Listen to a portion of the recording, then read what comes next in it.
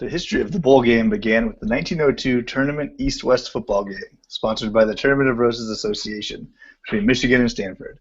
The Tournament of Roses eventually sponsored an annual contest starting with the 1916 Tournament East-West football game. With the 1923 Rose Bowl, it began to be played at the newly completed Rose Bowl Stadium, and thus the contest itself became known as the Rose Bowl game. The name bowl to describe the games that comes from the Rose Bowl Stadium. Whoops, I messed that up. Let me start over. I didn't actually. I just said it wrong. All right, here we go. Just try to cut some of that out too.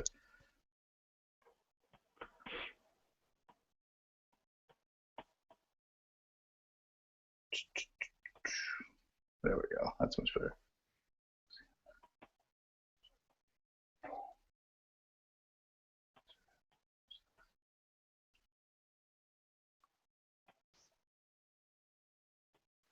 Okay. Here we go. 5, 4, 3. The history of the bowl game began with the 1902 Tournament East-West football game, sponsored by the Tournament of Roses Association between Michigan and Stanford. With the 1923 Rose Bowl, it began to be played at the newly completed Rose Bowl Stadium, and thus the contest itself became known as the Rose Bowl game. The name bowl to describe the games thus comes from the Rose Bowl Stadium. Other cities saw the promotional value for tourism that the Tournament of Roses Parade and Rose Bowl carried and began to develop their own regional festivals, which included college football games. The label bowl was attached to the festival name, even though the games were not always played in bowl-shaped stadiums. Hello, everyone. Welcome to the Tiltingground Untitled Notre Dame USC football podcast. I'm Michael Muto. I'm here with Greg Flamong. Merry Christmas, Greg. Merry Christmas, buddy. Happy holidays. Yeah. Yeah, all that. I was like, I figured two San Gabriel Valley natives like ourselves should know where the term bowl game comes from, and it's bowl week here on the podcast. I feel like we haven't talked to you in forever, Greg. I know we did one last week, but it was short. And I'm not gonna lie, I got a little jealous. You talking to somebody else? I know. You know, it's funny. I was just thinking that. I was like, man, I haven't talked to Mike in forever. But it's good. It was good. We want to thank Alicia and Eric from Notre and 1 Foot Down. They were great. They're very gracious to come on our podcast and talk football with us. I hope everyone enjoyed the interviews. So it is bowl week, Greg, and we finally got something real to talk about. We do. We actually talk about the game. We have real football games that we can break down. Yep, it's game week.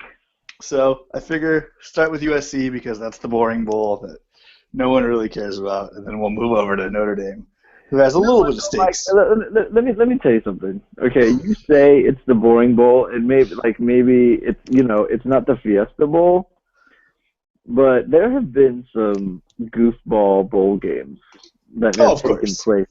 So USC Wisconsin, I can get in on that. All right, that's just fine for me. So the game is on Wednesday, December 30th at I believe it's 5:30 West Coast time. It could even be 8:30 West Coast time, to tell you the truth. And it's in San Diego. Why do I think it's 7:30? Okay. It's somewhere between 5:30 and 8:30. I can look. I have it right here. It's 10:30 p.m. Eastern time, so that's 7:30 West Coast time. You are correct. Yeah. All right. So it's in beautiful San Diego, California. It's been a little chilly on the West Coast, in case anyone's wondering, so it might be a little cold. And USC plays the Wisconsin Badgers of the Big Ten. There is a little USC-Wisconsin history. Apparently, in 1963, well before I was born, the number 1 USC Trojans played the number 2 Wisconsin Badgers in the Rose Bowl. And how it goes is USC was blowing them out. And then Wisconsin crawled back in it, and there was a last play of the game was a punt, and they tackled the guy. It almost got blocked or something.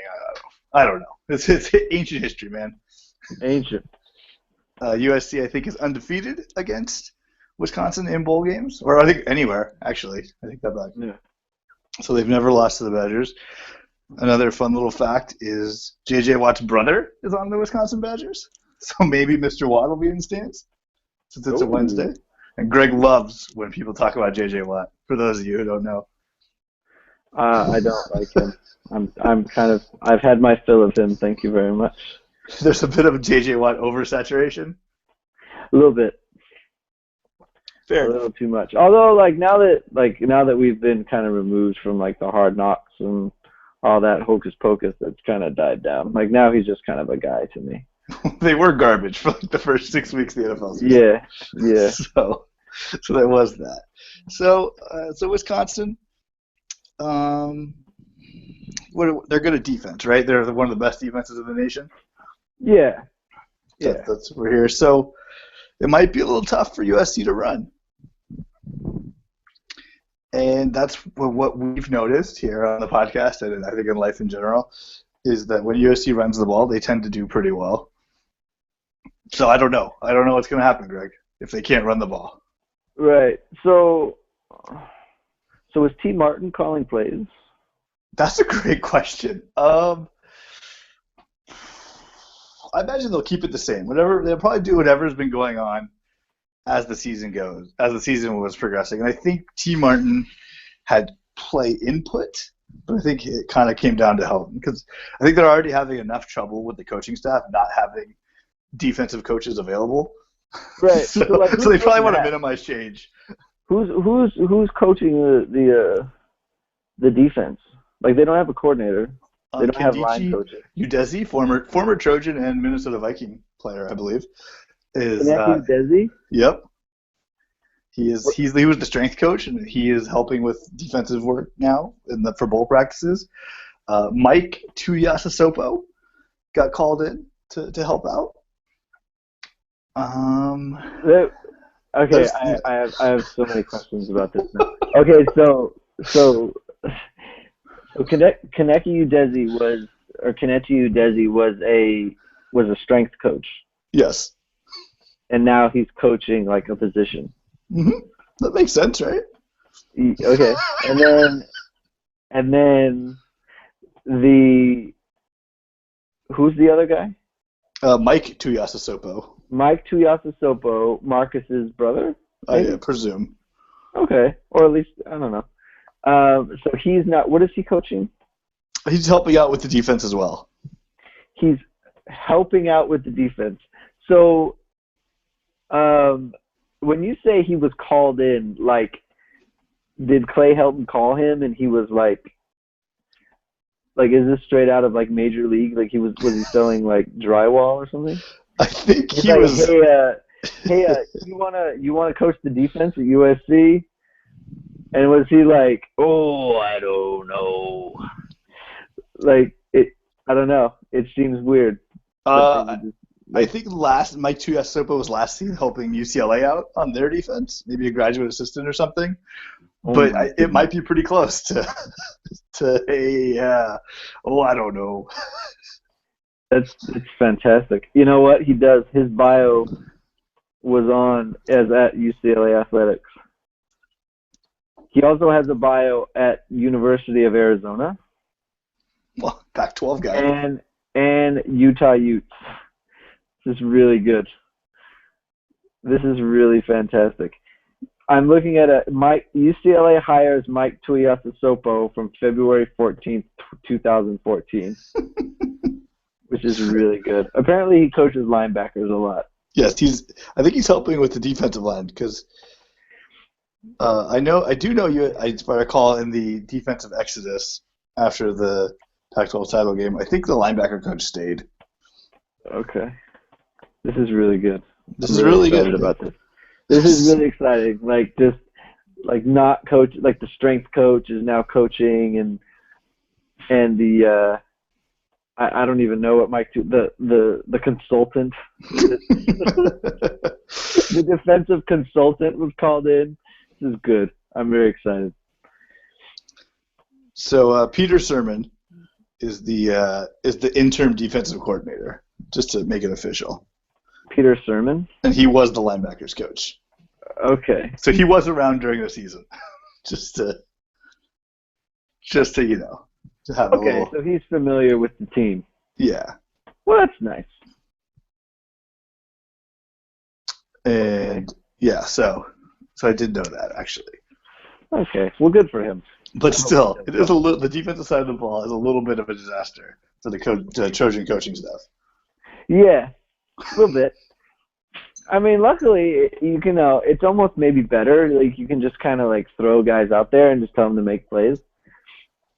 Because you got Sua Cravens. Like, hey, Sua Cravens, like go be a playmaker. Hey, Adoree Jackson. Like, I mean, you have one interception in your career. Like, maybe you have a couple in this game. Go play some man coverage and try to get another one. Yeah. And it's not like how am I not thinking of his name? The corner, the freshman. Oh, Iman Marshall? Iman Marshall. He gets 2 or 3 holdings or pass interferences every week. So, I mean, how much worse is he going to do? Exactly. It's not like Washington's got a bunch of confusing schemes that they need to dissect, They're super easy. I mean, Wisconsin just runs the ball, right? Isn't that all they do? Yeah, but it's not just that, but it's like all their formations are just basically the same. So it's not like you have to do all this, dissecting of what they're going to do. So I mean, that is a plus for the Trojans. Yeah. Is like Wisconsin's not all that scheme specific, and it's play defense. Yeah, just play defense. Just play defense. Good things should happen. The what's it called Wisconsin offensive line, I think, is a little banged up, or they're not as good as they have been in years past. So that's another plus for the Trojans. So I mean, hey, if the defensive line can get going, that's great. That's great. I mean, look, like they have the whole thing with like now they know who their coach is going to be. Maybe it'll be like a galvanizing thing. Like you hear so much about in college football. So, you hear about that stuff all the time. Maybe they'll try to get that last win for Cody Kessler. Yeah. Before he leaves the university. But maybe, it should be fine, right? I mean, Wisconsin, I don't think they beat anyone good this year, and their losses were close, but nothing. Well, I don't think anyone was. I don't think anyone's been thinking like, oh, you don't want to face that vaunted Wisconsin team there. They played Alabama, and I think they kept it close for a minute. But that was when that was the first game of the season when they thought maybe they could be good, and then they probably found out along the way that they weren't very good, and so Alabama's probably a lot better now too. Yeah. So yeah, I'm not too concerned. Ever since Clay Helton took over, the Trojans don't really turn the ball over anymore. So that the only time they had a negative turnover differential was against Notre Dame. So. What was that, -1? I don't remember. I've scraped that from my memory. All the holiday cookies. That sounds right to me. Yeah, it wasn't much. Yeah. Also, Clay Helton is undefeated as a head coach in bowl games. 1-0. I mean, he's been there before. You can't be undefeated if you don't win the first one, Michael. Exactly. That Las Vegas Bowl was a big one. I think it was Las Vegas Bowl. What else we got for the Trojans? They're actually pretty good in bowl games. To tell you the truth, you'd think with all the turnover and coaching, Clay Helton coaching a bowl game a couple years ago, Sark and Lane Kiffin being shuffled in and out.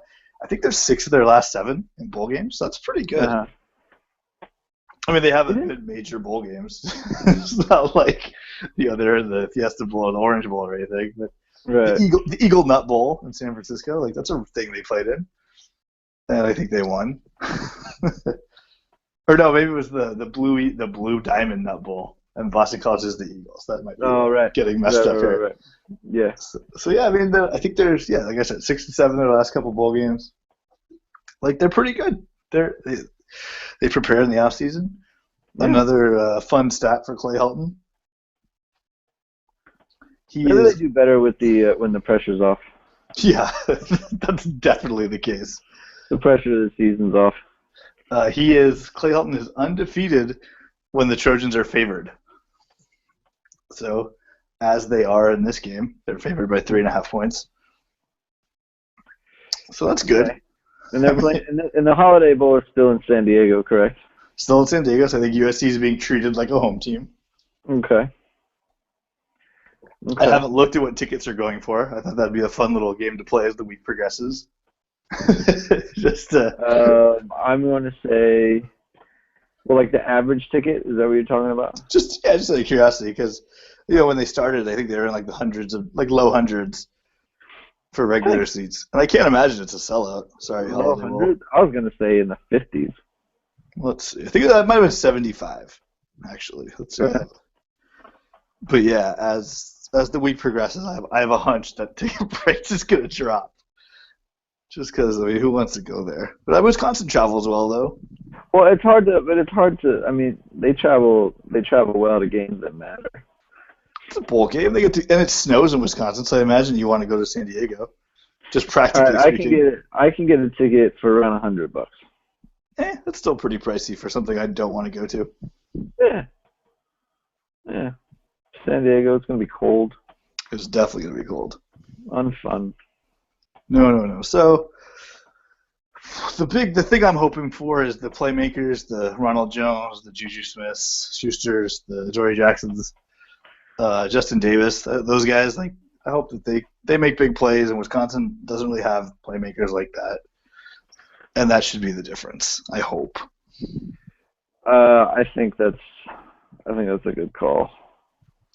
Just because, like, you don't know, like, yeah, like those aren't guys that Wisconsin has, and it's like, no, I mean, really, no team. Like, teams don't really have a match for like Juju Smith or Ronald Jones or Justin Davis and those guys. Like, you just don't. You're not used to that. So if you can't contain them or you don't have a good game plan for them, then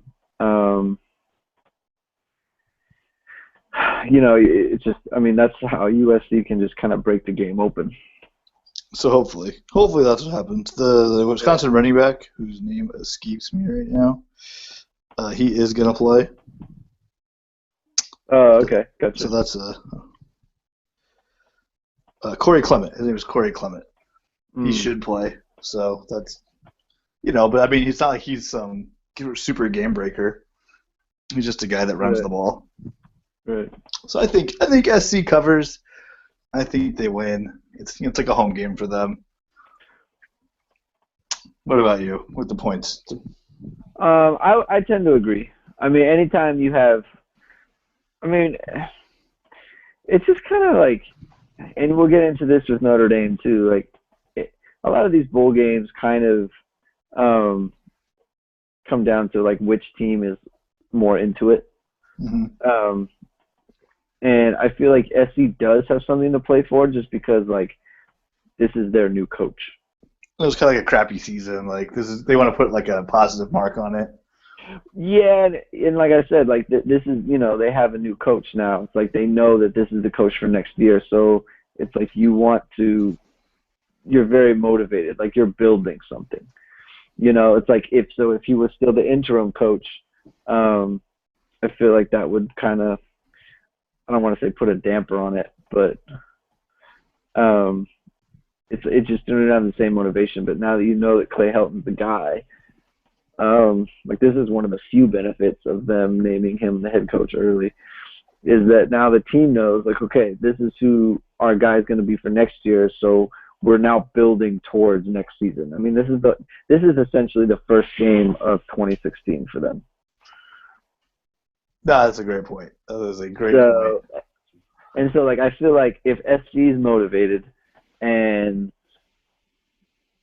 Wisconsin is equally motivated, I feel like SC just kind of on a neutral field is going to be better. Yeah, I It's, agree. like, it's 7:30, so like for Wisconsin kids, that's like 9:30 at night. Like, that time zone, east going west. Yeah, it's just different. Let's hope that messes them up. Yeah. So I agree. I mean, it's like you said before, like with those guys, like with Juju Smith and Dory Jackson and Ronald Jones and all that. Like look, SC was nowhere near the caliber of teams that Notre Dame was this year, but look what happened. They just had a bunch of big plays with like really good players, and it's like now that game is like SC's winning in the second half. Right. Like they can score with anybody, hopefully. Yes, they have that puncher's chance. If things stay close or things could break their way, like they're in it. I mean, they're definitely going to be in it. There's no way they're not in it, right?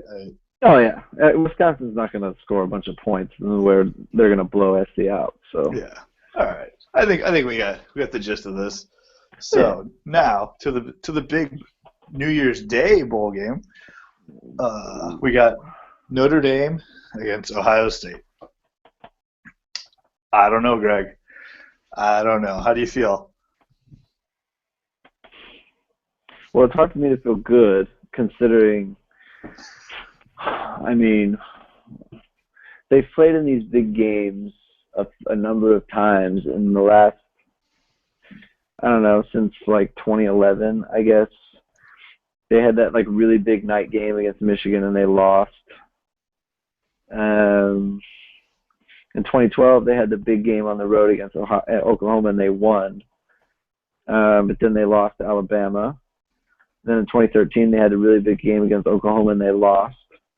And then in 2014, they had a really big game against Florida State and they lost. And then they lost the two big games this year. So, like, they won once. They lost all the other times. They haven't won a really big one since, and when I say really big, I mean like top 15. Right. They just haven't won these games. So no, they haven't. It's kind of hard for me to be like, yeah, I feel great. And it's funny, like I hear people talk about how like Notre Dame, like, oh, if they could have just gotten into the playoffs, like you feel like, like even though they lost to Stanford, it's like, oh, you feel like, yeah, like, I'm not afraid of any of these teams. And it's like, well, that's fine. You don't have to be afraid of them, but they played two top 10 teams and they lost. So it's like, well, how am I gonna? It's like, yeah, now let's put them in the top 4, like it's one of the top 4 teams, and see how they do in that situation. It's like they already lost to one of those teams. So, I mean, it's hard for me to say like, oh yeah, I'm confident or I feel really good. That being said, like we were talking about, I think Notre Dame is a little bit more, or is going to be, or at least should be, like more motivated in this game. Like there's more in it for them to win. I can see that because Ohio State they're the reigning national champs and they blew it. So now, like, what do they care? And then all their guys are gone. Right. So, like, what do they care? And Notre Dame wants to make a statement. They've already played and won these games. Like, it's already happened. So, they don't have really anything to prove. They're not. This isn't a building game for them. Like, this is like they play in these games all the time, and they win. So it's like, it's just kind of ho hum. Like, okay, like we're in another big game, and we're gonna play well, and we expect to win. Like in Notre Dame, it's like this is still a program building game for them. Going into next year, like you have your returning quarterback, you have a bunch of returning players. You can build your program off of a win against Ohio State in the Fiesta Bowl. And they need to have that urgency because they haven't done it. Notre Dame hasn't won a bowl game of this magnitude since the 1993 Cotton Bowl. Was that against Colorado? That was against Texas A&M. Oh, Texas A&M. So, I mean, what is their best bowl win since then? Like maybe last year. LSU in the Independence Bowl? In the Independence Bowl on the 28th. So, this game would mean a lot more to Notre Dame. Now, are they going to treat it that way? I don't know. But, I mean, I assume it will. So I feel like that kind of gives them an edge as far as, like, I feel like they're going to play with an edge that Ohio State won't have, at least initially. Maybe Ohio State rises to that and meets Notre Dame's, level of play, but that's kind of my big hope in this game.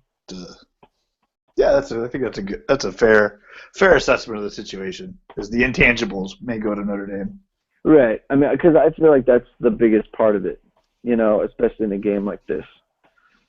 Um, So yeah, so if the intangibles and the mental as you go to Notre Dame in the actual play of the game of football, where where does Notre Dame get their best advantage against Ohio State? Defense, offensive, wide receivers, linebackers.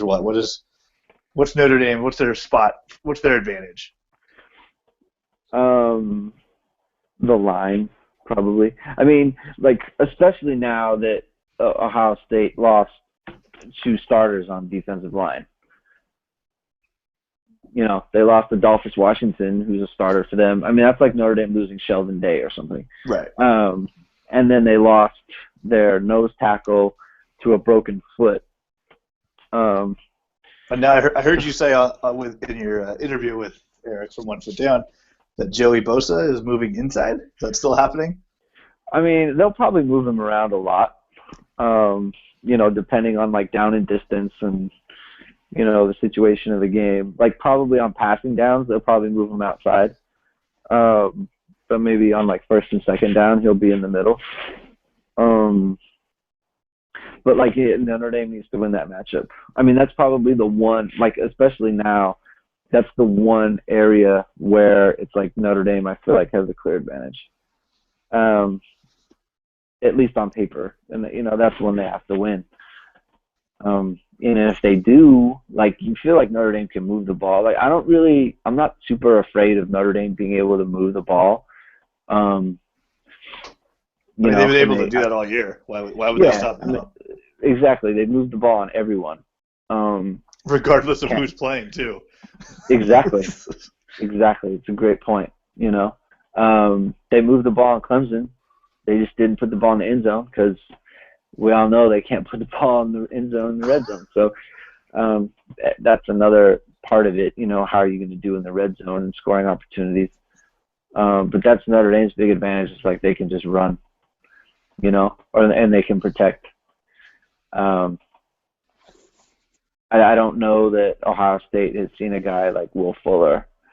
There aren't a lot of people like him in the country, so that's an advantage. Just like I feel like people really underestimate how fast he is.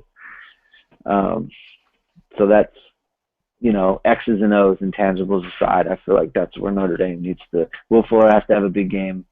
Now I'm going to take this moment to knock Big Ten football because I like doing that. And I know when I see like draft charts and like prospects and things like that, I always notice like there's like Ohio State safety is on the list. There's Ohio State corner, I think, on one of these lists. Von Bell. And like, yeah, they don't go against guys like Will Fuller. And when they transition to the pros, a lot of them aren't very good. Like I wonder how this will be a good showing of actually how good those corners and safeties are. I know we think they're good, but I have a hunch that they might have some weaknesses. Well, I think that they like draft nicks or whoever you want to call them. I think they like Big Ten players because a lot of teams in the Big Ten, and especially the better teams in the Big Ten, they all play kind of pro style. Right. With the exception of Ohio State. I mean, they run more spread stuff, but like, Wisconsin, Nebraska, they run a little bit of spread, but I mean, they're out of the shotgun, but they're still they have pro style concepts.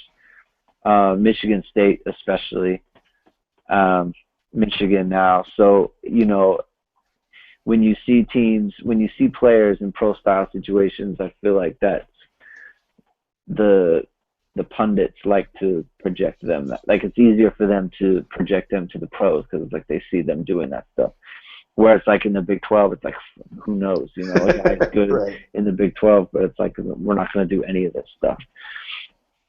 So, I mean, it's hard to, people, like, you watch the Big 10 and you feel like, man, these teams are boring, or it's like they don't do anything that's exciting or anything, and they're just running the ball like Iowa.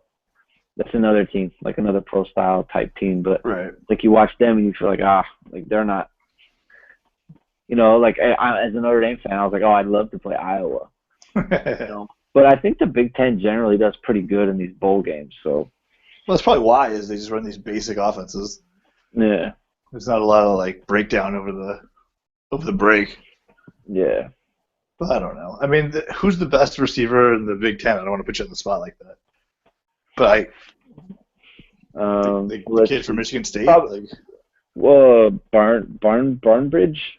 I think so. Something like that. Burnage, I think is his name. I know Michael Thomas is pretty good for Ohio State. I know the scouts think a lot of him. I mean, he's like 6'3". He's fast. Yeah, I mean, if he played for Notre Dame, his numbers would be a lot better.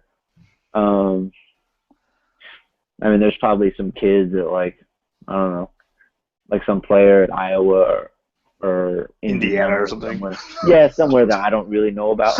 But right, you know what I'm saying though? Like, there's no the kids on Michigan have been like Darbo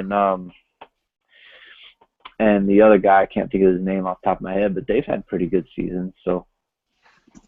But there's no Will Fuller. That's what I'm trying to get at. There's definitely no Will Fuller. I mean, that's factually correct.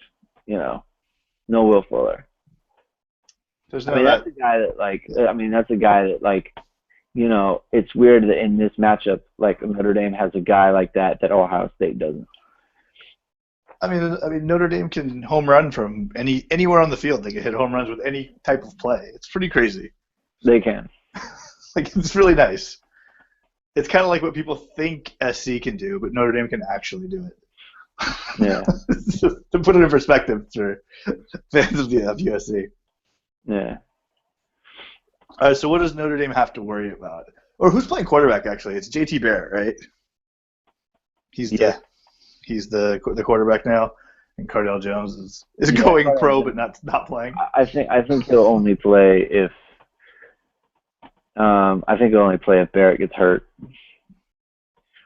And then Braxton Miller just kind of hangs around. Yeah, it makes fun things. Because why would Notre Dame, or why would they play a guy who isn't going to be on the team next year? In a game, in an exhibition game, and it's like he's already had kind of like a bad attitude anyway. So, they're probably not so fired up to play him. All right. So, what does Notre Dame have to worry about from Ohio State? Is it just overall talent, or is it their offense is whatever? Well, specifically, they need to worry about Urban Meyer having, as long as he has, to figure out how to beat Notre Dame's defense. Because teams don't need a month to figure out how to expose Notre Dame's weaknesses. I mean, they've been doing it all year in only a week's notice, and that is true. I mean, I just feel like he's going to isolate Joe Schmidt in situations that make him uncomfortable. I feel like he's going to put Notre Dame's safeties in bad situations. I feel like he's going to put Devin Butler at corner in bad situations. All things not hard to do. Yeah, I mean, yeah, and I feel like that's the thing. I almost feel. I feel like for Notre Dame to stop Ohio State, I feel like Ohio State has to call a bad game. Like they essentially just have to call the wrong plays. How do you count on that? Like, I don't know. I don't know how you count on Urban Meyer, or whoever calls the plays for them, just having a poor play calling game. And even then, it still might be okay, because Ohio State's good. It's not like they're not. And when they play their best football, they're really good. And national champions good. So, and Notre Dame is not a championship level defense. I mean, that's the thing that freaks me out, It's like you'd like to think people bill it as Jalen Smith versus Ezekiel Elliott. And it's but Notre Dame doesn't really put him in position to affect games like that. It's, the last 2 years, he just hasn't been put in those spots.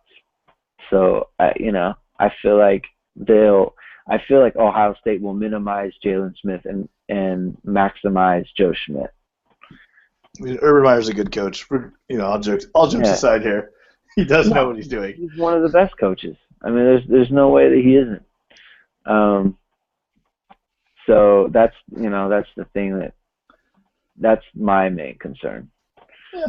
Okay. It sounds like a very fair concern. Yeah. Right, so go ahead. No, that's fine. No, Las Vegas has Ohio State as a 6.5-point favorite. What are you thinking? Do you know what it opened at? I could look.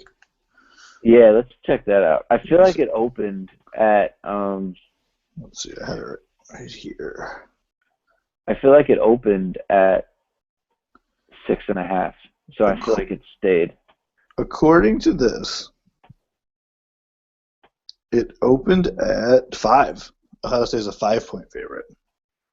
Oh, okay. And now it's moved up 1.5. So that means people are picking Ohio State. Right. I mean, I wonder where the late money is going to come in, but I mean, I feel like the winner of this game, I feel like the score is going to be like 34-30 or something. It'll be close. So you want to grab the points? Yeah, so I'm going to grab the points. I want it to be close, so I'm going to grab the points as well. I really want it to be close also. If you asked me to pick, I would actually pick Notre Dame. Okay. It's probably a homer call a little bit on my part. I just feel like I said, I feel like the intangibles of it, I think they're going to play a big part. And I think especially like I've seen some stuff from Deshaun Kaiser about how he's from Ohio and Ohio State didn't offer him the scholarship. Not that it really matters, but I just feel like I feel like these players have an edge to them. I mean, they've kind of been, I feel like they've kind of gotten a raw deal all season somehow. I mean, they're really due, for one. And for two, I think that now that they don't have that pressure of the playoffs, it's like now if you just win, like that's it. Like it doesn't mean there's no 2 more games that are implied. Like you just have this one game that you have to win now. I feel like they're going to come up with a performance in some way. All right. Side note, as I'm looking at this has nothing to do with Notre Dame or USC football, just tangentially. There's only 5 games on January 1st. That's crazy. Yeah, I guess so. I mean, there's like 3 at 10 o'clock or something when Notre Dame kicks off. At 1 o'clock, yeah. There's one at 12 p.m. and then there's another one at 1, and Notre Dame's at 1 p.m. I believe that's Eastern time. Yeah. So, yeah. That's crazy. And then the Rose Bowl, and then Mississippi, Oklahoma State. That's it. Oh, yeah. What happened on New Year's Day? Money happened to New Year's Day. Ruins everything, right? It does. However, if anyone wants to give us money for this, I mean, I'll let it be ruined. That's okay. Exactly. Well, no, we were talking about before we came on the air about why the semifinals are played on New Year's Eve. I know, that's so dumb. And like completely ruining everything. I mean, they're obviously protecting the Rose Bowl. I get what they're doing. Like, I'm not that naive to understand, like, they want to maximize their profits for each game. But there was something fun about, like 10, I mean, there probably weren't even 10, honestly. There were probably just like 8. There's probably just a couple more on New Year's Day. There's just something fun about it. Having all these great games on at once, It was amazing. I mean, it used to be I mean, it used to be a day where my dad and I, like, we would get like all the TVs in the house, and we'd put them. I mean, this is a long time ago. I mean, this is like mid 90s or whatever. But we'd get all the TVs in the house, and we'd put them in the living room, and we would just, would put a different game on every TV. And the one with, the one that was on cable, like ESPN or something, then that was on the main TV. And then you'd have a bunch of networks, like an NBC game and an ABC game, and those would be on the other ones. And that's what you would do. You just watch football games all day. And my mom would make a bunch of food. And now, well, you can still do it, but you're just stuck with one game to watch the whole time. Yeah, so you're just watching one at a time, right? It's just it's actually worse than like a regular Saturday because there's a bunch of games. But yeah, I mean, they're maximizing the Rose Bowl. To all the money men out there, like I'm more likely to not watch, honestly, if I get bored. Like, no, totally. Like, are you gonna watch this Oklahoma State? No. Here's the difference, Michael, and I don't know why they didn't do this. It's actually very surprising to me. And is the Oklahoma State Ole Miss, is that the Sugar Bowl? It doesn't actually say on the thing I'm looking at which actual game it is. Okay, well, let's assume it is for purposes of this conversation. This is what I don't understand. Okay, if you put that game at 10 o'clock in place of the Notre Dame Ohio State game, like, I would watch it because it's New Year's Day. I want to watch football, and that's a pretty good game, right? But and then if you put Notre Dame after the Rose Bowl with Ohio State, everyone watches that game. Definitely. There isn't one. Everyone's watching it because that's the one that everyone wants to watch. That isn't one of the semis. So instead, like, Notre Dame's at 10, and then the Rose Bowl's at 2. I mean, there are so many people who are going to be like, you know what? I don't even care about this other game. Like, it's anticlimactic. Right, and you can't. If, like I was saying, if it's boring, you're not going to stick around. Whereas you could have something else to kind of keep your interest till the game you want to watch is on. Right, exactly. Like, if Oregon's playing somewhere, you're like, oh, let's go watch some touchdowns. Yeah. then you go back to the game you want to watch. Exactly. Yeah, I just hate it. So, and not just that, like, what's like the one game that always has the same time slot is the Rose Bowl. Every other game is free to get moved around. I mean, since when is the Fiesta Bowl at 10 a.m. Pacific? Since when does that happen? It does seem a touch early. It's never happened before. I always remember the Fiesta Bowl being late at night. Like, yeah, it's always a night game. A night game. It's always at night because it's a West Coast game. Yeah, like, what a waste to have a West Coast game on in the morning. Exactly. And not just that, why are you having two East Coast teams play at 11 a.m. Pacific? I don't know, man. It's like, it's like, are we thinking about the players or who are we thinking about? That's another thing. It's like, just completely like, it's like amateur athletics, right? We play at 11 in the morning. It's like, we're playing this huge game where millions of dollars are, at stake for the schools or whatever. So wake up at 6 and get to the stadium at 8 a.m. And it's like, it's ridiculous. No, I'm right there with you, man. It's completely ridiculous. Like, come on, don't be dumb. So and the Rose Bowl is so important that they're moving the semifinals of the national, like, the national semifinals are bumped for the Rose Bowl game. Against with two boring teams playing in it. Iowa and Stanford are bumping the national semifinals. I don't know where I live anymore. And so people on the East Coast are going to see the,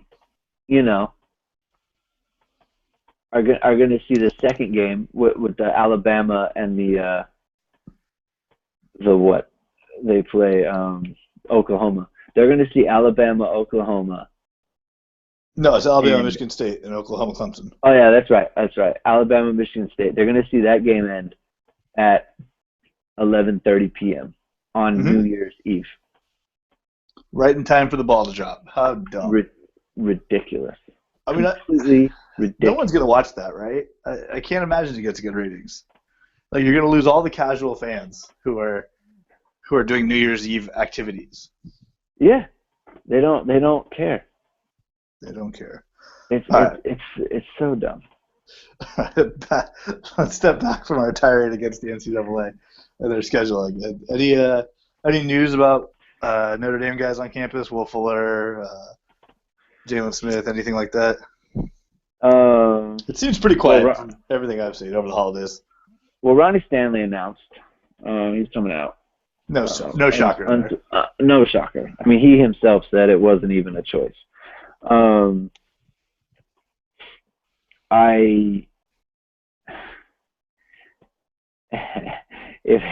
If Will Fuller and CJ Prosise elect to go to the draft, in our next podcast, you're gonna hear me pretty bitter, and not because of it's not gonna be a rant ripping on the players or anything, because I mean, it's their lives and their careers. They can do whatever they want. It's just gonna be more about as a fan. If Prosise goes, though, I mean, what Terry Folson's coming back and Josh Adams is really good. It's not going to be from a whether they should or not. Okay. Because frankly, that's almost not even for me to say. You'll see. But if they come back, then there's no point if they come back. Good for them. Yeah, if they come back, then it's not. I don't have anything to say. Got it.